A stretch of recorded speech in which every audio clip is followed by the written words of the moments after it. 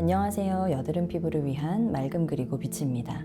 이제 막 시작된 사춘기 여드름이나 여드름을 오래 겪어온 피부는 여드름뿐만 아니라 또 다른 고민이 있습니다. 바로 홍조인데요.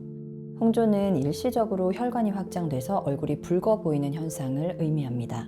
여드름도 고민인데 홍조까지 동반돼서 얼굴이 수시로 울그락불그락하고 한번 붉어지면 이 타오르는 듯한 열감과 건조감에 일상생활이 불편해지기도 하죠. 홍조가 나타날 때는 주로 감정이 변화하거나 외부 환경의 온도가 급격히 변화하거나 임신과 갱년기 등 호르몬에 의해서 홍조가 발생하거나 심한 염증성 여드름을 다발성으로 넓게 동반하는 경우 혹은 이 여드름을 장기간 관리하면서 홍조를 동반하게 되는 경우가 있습니다. 감정이 변화할 때 나타나는 홍조는 주로 교감신경에 의한 것이며 외부 환경의 온도가 급격히 변화할 때 나타나는 홍조는 온도가 상승할 때 혈관이 확장되고 온도가 하락할 때 혈관이 수축하는 현상에 의한 것이며 여드름에 의한 홍조는 주로 염증 반응이 일어날 때 이 백혈구의 작용에 의해서 혈액이 과도하게 몰려서 발생하게 되며 여드름을 치료하는 과정에서는 피부 상태 대비 무리한 자극이 가해졌을 경우 이 피부의 장벽이 약해지면서 나타나게 됩니다. 특히 여드름 체질을 가진 피부 중 홍조를 동반하는 경우는 주로 피부 장벽이 굉장히 약해져 있고 혈관의 탄성이 저하돼서 나타나는 경우가 많은데요. 이 혈관의 확장과 수축이 지속적으로 반복이 되면 만성적으로 피부가 붉은 상태를 유지하게 되는 주사 피부염으로 발전할 수 있습니다. 여드름 피부 중에서도 특히 염증 반응을 동반하는 여드름은 그 염증의 정도 혹은 여드름 덩어리의 크기에 따라 위로 솟아오른 형태를 띠게 되는데 이 융기된 피부 조직은 솟아오른 그 부위가 다른 부위에 비해서 피부층이 굉장히 얇아져 있기 때문에 기본적으로 예민성을 동반합니다. 그런데 이러한 염증성 여드름이 한두 개가 아니라 여러 개가 동시다발적으로 한 부위에 넓게 나타난다면 얼굴을 전체적으로 보았을 때 아주 넓게 홍조를 동반하는 것처럼 보이게 됩니다. 이때는 염증 반응 자체가 진정이 되면 대부분의 홍조는 좋아지게 됩니다. 반면 오랜 여드름으로 인해서 홍조를 동반하는 경우가 가장 대표적인데요. 원래 피부가 쉽게 붉어지는 체질은 아니었지만 어느 순간부터 세안하거나 기초 스킨케어 후에 그리고 온도가 조금만 변화해도 쉽게 피부가 붉어지고 열감을 동반하게 되는 경우가 많습니다. 과거 여드름을 치료하는 과정에서 무리하게 피지선을 억제하거나 과도하게 각질을 제거하거나 과도하게 피부를 닦아내고 또 닦아냄으로써 피부의 장벽이 약해지고 감작성이 높아졌기 때문입니다. 여드름을 치료하는 과정에서 대표적으로 많이 쓰이는 성분이 아하와 바하 그리고 레티놀 계열의 성분인데 내 피부 상태에 맞게 적절하게 쓰면 굉장히 효과적이지만 피부가 후전되었을 때를 기준으로 피부 상태 대비 무리하게 오남용을 하게 되면 건강한 피부 장벽이 훼손되면서 피부가 쉽게 붉어져 버릴 수 있습니다.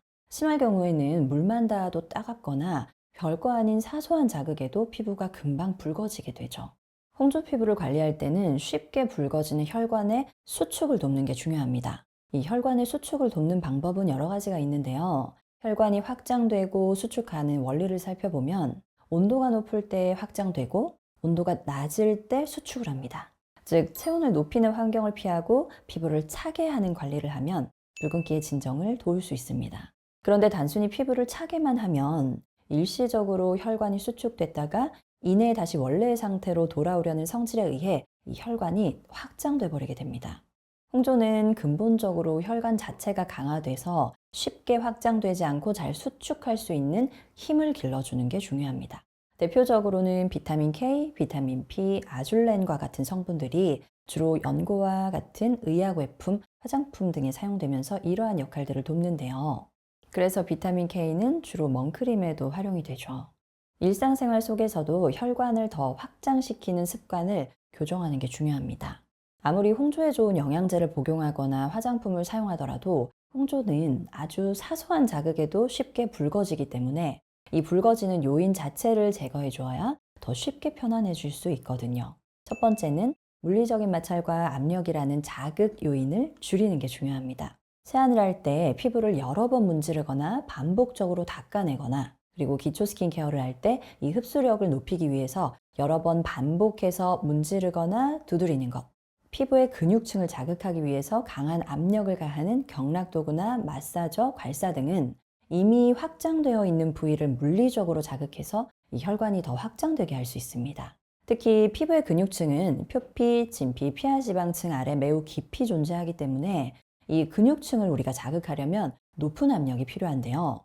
주로 마사지의 목적은 혈액순환이라 순환을 목적으로 체온을 상승시키거나 물리적으로 압력을 가하게 되면 혈관이 확장이 돼서 홍조를 유발할 수 있습니다. 두 번째로는 높은 온도와 습도가 높은 환경을 피하는 것이 좋습니다.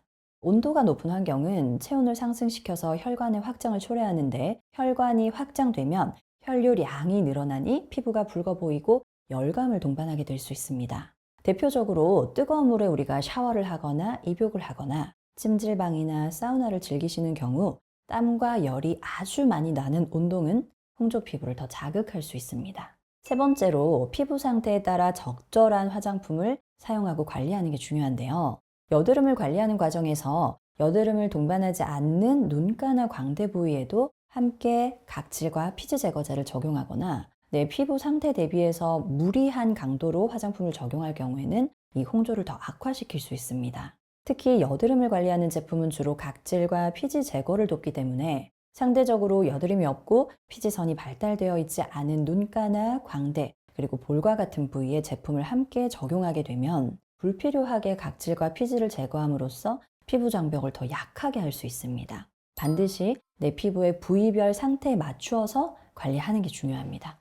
저는 임신기간 호르몬의 영향으로 평소에 잘 생기지 않던 홍조와 열감을 굉장히 많이 동반했었는데요. 임신기간 중에는 태아에게 더 많은 영양을 공급하기 위해서 혈관이 확장되고 혈류량이 증가하는데 이때 흔히 임신성 홍조라고 하는 증상이 나타나고 열감도 평소보다 더 많이 느끼게 됩니다.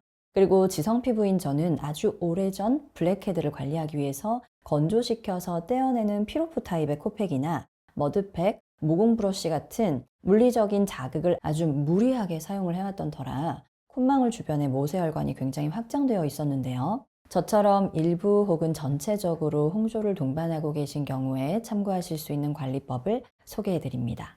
첫 번째는 양모밀 크라이오 모젤링 마스크로 피부를 전체적으로 차게 하고 이 피부의 기초 체력 향상을 도와서 홍조가 잘 진정될 수 있도록 돕는 관리법입니다. 두 번째는 ROS-EX를 기초 스킨케어와 양모밀 크라이오 모젤링 마스크의 베이스 단계에 적용하는 것인데요. 이 ROS-EX는 홍조의 진정을 돕는 비타민 K, 비타민 P, 아줄렌 유도체와 같은 성분을 함유하고 있어서 매일 아침, 저녁 기초 스킨케어 단계에 적용하고 모젤링 마스크의 베이스 단계에 적용했을 때 이 혈관이 잘 수축할 수 있도록 돕는 역할을 합니다.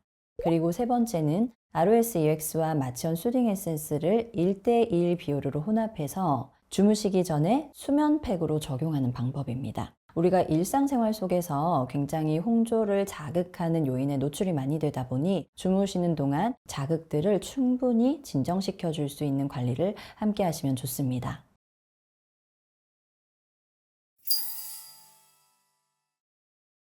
홍조 피부는 내 피부가 어떤 상황에서 붉어지는지 그 자극 요인을 찾고 그 자극 요인을 교정하면서 정확하게 홍조가 진정될 수 있는 관리를 하는 게 중요합니다.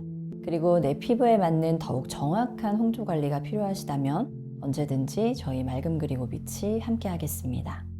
고맙습니다.